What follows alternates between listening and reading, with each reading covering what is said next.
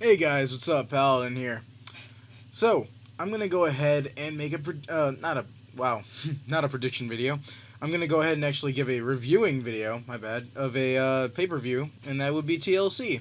I didn't make a prediction video, and I'm so used to making prediction videos. It's already over though, so that's immediately how I knew to correct myself. But anyways, um, I didn't make a prediction video, and I apologize. I usually do for like every pay-per-view now. Me and my friend were supposed to do it, and we never got around to doing it. Yeah. Anyways. Moving on. So, I'm gonna go ahead and just do a reviewing video instead. In which case, I will be obviously reviewing the matches and reviewing the pay-per-view in general.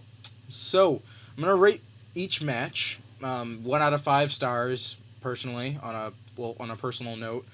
Opinionated note. So yeah, kicking it off, literally the TLC kickoff, as I like to, it should just be called pre-show. I don't know why they call it, or attempt to call it kickoff. Fandango defeated Dolph Ziggler in a singles match. The time was apparently 4 minutes and 21 seconds, which it did feel like that since the match was very short. This is a hard pick for me because I really enjoy both wrestlers. I would much rather see Dolph Ziggler get pushed, as you all know, you should know, from that past video. Fandango is, I think is a neat character, but in terms of this, I would have been more happy to see Dolph Ziggler win. Dolph Ziggler actually, last night, because technically it's tomorrow, on Raw, beat Fandango. I just got done watching Raw, by the way. And, I don't know, man. I prefer if he just, like, won at the pay-per-view and then had a one and done. Fandango, on the other hand, he can get pushed and they can do whatever else with him. Personally, I want to see Dolph Ziggler back in the championship area somewhere. Please. Just do something with the guy that relates to him winning a championship, because the guy deserves it. Next up, which I was surprised this was the first match, by the way. I could have sworn the Intercontinental should have been first. CM Punk defeated The Shield, Dean Ambrose, Seth Rollins, and Roman Reigns on a 3-on-1 handicap match. Apparently this match was 13 minutes and 42 seconds, as Wikipedia says, as I'm reading these off on Wikipedia. I'm going to call horseshit. That match was not that long. There's no way it was that long, because I think something happened in the match that wasn't scripted. In that case being Roman Reigns hitting his face and injuring himself over, when he dove over the announce table. I don't think that was supposed to happen, because he got if you watched Raw, he got a black eye, and I'm just looking I don't think that was supposed to happen yesterday, as I was saying yesterday about him getting injured. Because I was just staring at that. I don't think that was supposed to happen. If he was supposed to get injured, I don't think he was literally supposed to get injured. It should have been just a fake injury, as where he wouldn't get a black eye. But he got a black eye and everything, and he actually did hurt himself. Guy's really muscly and strong, though. He's good. He's fine. But Wikipedia is trying to say that this match was 13 minutes long. Hell the fuck no, this shit was not 13 minutes long. I don't know who's smoking whatever. That match, there's no way it was 13 minutes long. There's no way. It was so short.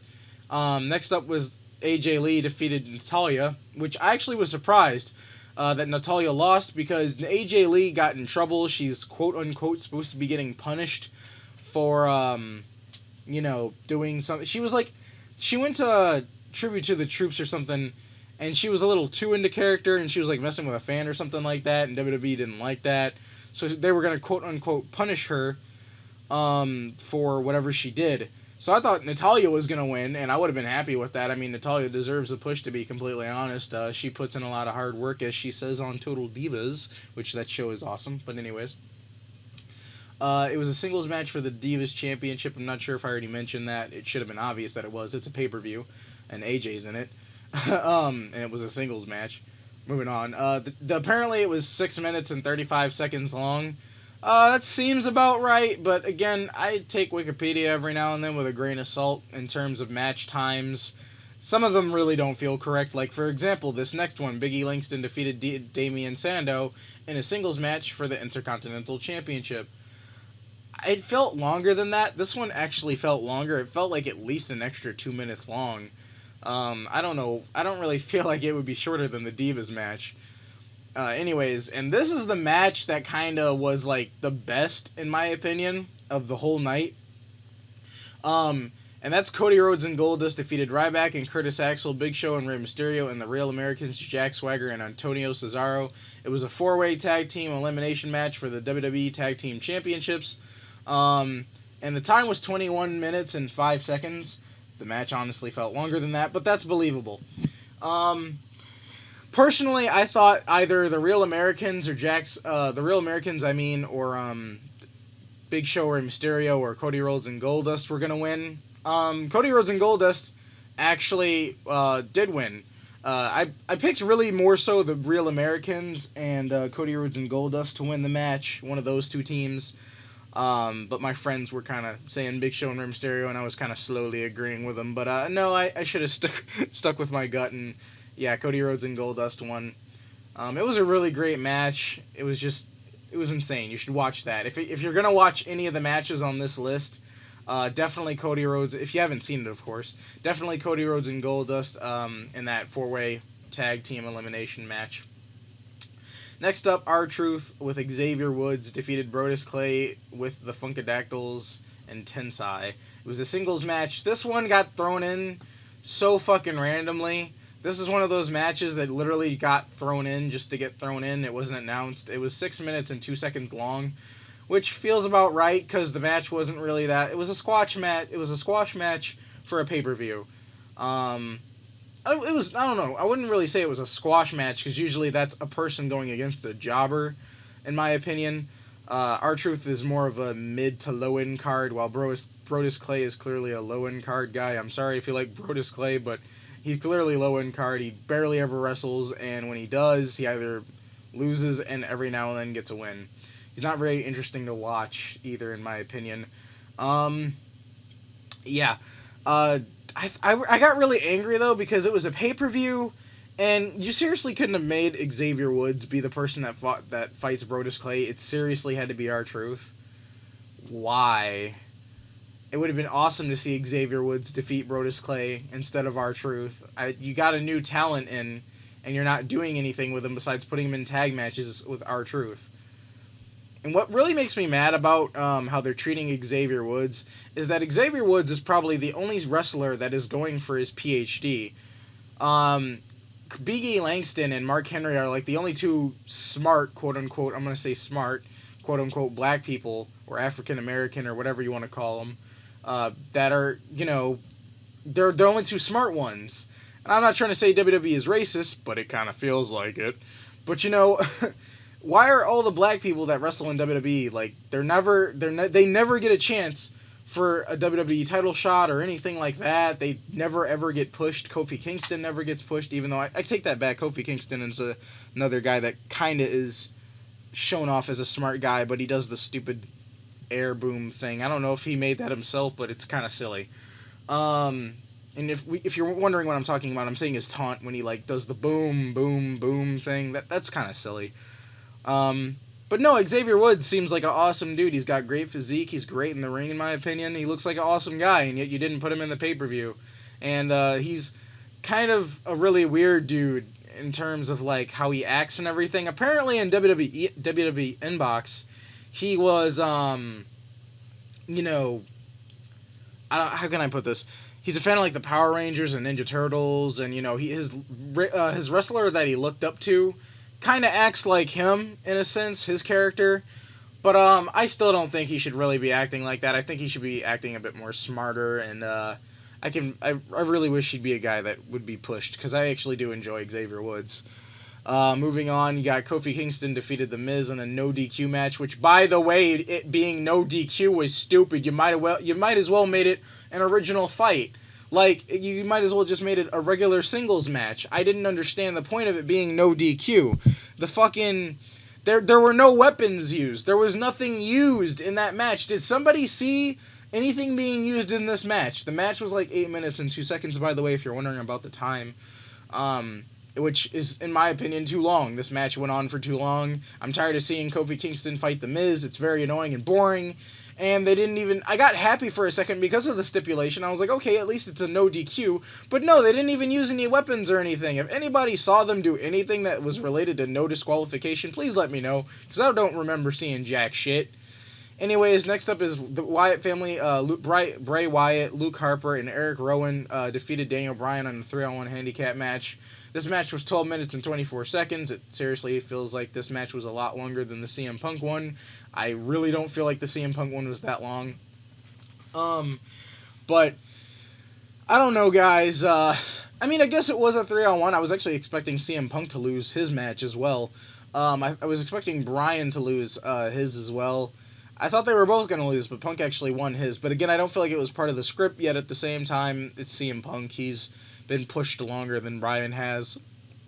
Plus, I think WWE just literally has something against Daniel Bryan. If you try to do something really bad with CM Punk, he'll get on your case about it, which is kind of why I like CM Punk. If he starts to get de-pushed or something like that, he'll let the authority know, hey, what are you doing here? No. You're going to keep me at least in the mid-card or higher, guys. You're not going to try and heavily de-push me. Which is kind of what they're trying to do to Bryan. But Bryan recently on Raw, which I highly recommend you watch it. Bryan had a match with Randy Orton on Raw on the 12th, 16th, if you're wondering. The one I just watched of 2013. And the match was great. He had a match with Randy Orton, and it was really awesome. The ending is kind of lackluster. I'm going to let you know right now before you even watch it. If you haven't watched it, just going to point that out there. The ending is kind of lackluster. And when I say that, it didn't really technically have a winner or anything. It just, whatever. Anyways, about the Daniel Bryan match, it was okay. Actually, I said I was supposed to be rating these, wasn't I? I'll just quickly go back through them once I'm done with all of them. But anyways, I don't really know what to say about that match. The 3-on-1s, both of them are kind of lame in my opinion. They should have did something. And something that I'm going to point out that my friend pointed out as well. Why was there only one TLC match in this pay-per-view? There was one TLC match in this pay-per-view. I mean, at least last year, there was one ladders match, then there was one chairs match, and then there was one tables match, and then there was one TLC match. That makes sense, okay? That makes a lot of sense, actually. However, what doesn't make fucking sense is that there's only one TLC match, and there's nothing like they did last year. You know, there's just one TLC match. That's it. It's called TLC. Add some more no DQs and fucking TLC matches in the pay-per-view, guys. Anyways, the last match was Randy Orton versus John Cena, which this is a shocker. Randy Orton won the match. It